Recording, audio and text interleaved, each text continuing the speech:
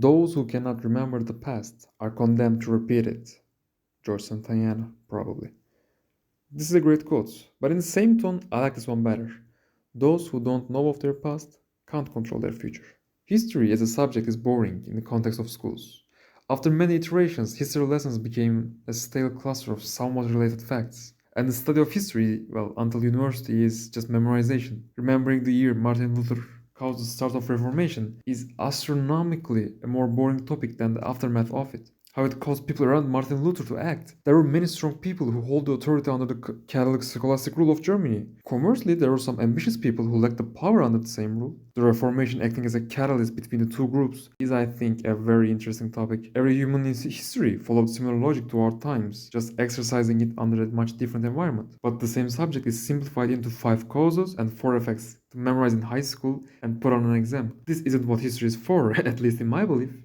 And E.H. Carr also argued that history shouldn't be viewed as just collection of facts, but a dialogue between past and present as well as between the classes and structures of the past. His another argument is that history is similar to other sciences, which I won't call them positive, also predicts future. It analyzes the reasons for why a war or revolution happens in general. While these causes don't always produce a result, which is the common rebuttal, gravity explaining how an apple falls also can't predict which apples will be caught before reaching the ground. And Returns Magic Should Be Special is a nice fantasy that had a great interaction with history. Before delving in the magic system and characters and the art, I need to appreciate its respect to history. This story has dungeons, of course it's a manhwa, but these dungeons are just reiterations of the past. Parties clear the dungeons by finding the problem that will occur and correcting it in some way. The solution is quite open to interpretation. Most of the time there are many parties and you can support almost all of them. That part was quite fun to go along. These dungeons serve as the only way for the country to learn about their past too. Sadly, the story's start time is quite late to see nations learning about how they came to existence, like enlightening the Dark Age. But it's more so about clearing some misconceptions and finding some dark parts in the world's history. This is also a great use of the concept, don't get me wrong. Sadly, this love for history is in a bit of a conflict with its message. The concept dungeons tell the people that it's impossible to change the past, but the newer generations should understand the mistakes of older generations. This has 2 problems with the story. Firstly, the main character traveled back in time, and he actively tries to make those who will become strong fighters get a head start. He mentors important people from the start and helps them improve dramatically. How is this accepting the past? Second, the main characters become stronger through cheats. Like something is impossible for the MC status. Okay, let's just break it and have an experimental cheat. Again, how is it for accepting past? Not to mention he's so overpowered from the start he doesn't exactly need it anyways. Which brings me to the power system.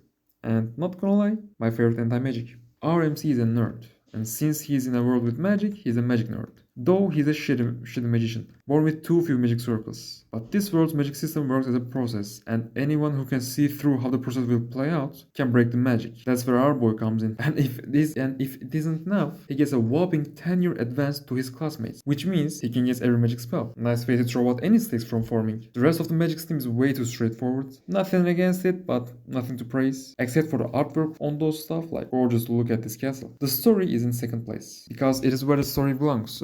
The overarching story is dull. It fast spirals out of high school fights into full-blown conspiracies in an effort to establish some stakes, but fails at it due to MC's incredible power. He's a good mage on top of being the greatest anti-mage ever. Some of the reasons for his strength is his experience and creativity in usage. The first 10 chapters had a nice one, but in the end, he's just way too much for others to handle.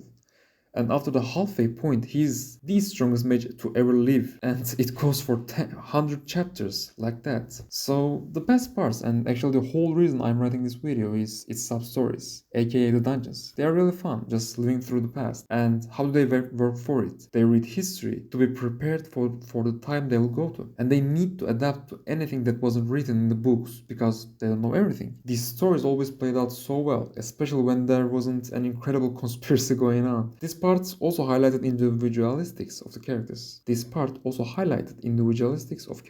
Artwork was nice, it has the classic manual look, but the magic effects and grandiose stuff was well made. Overall, a 6 out of 10. Worth the read, but I wouldn't recommend people to blindly try it out.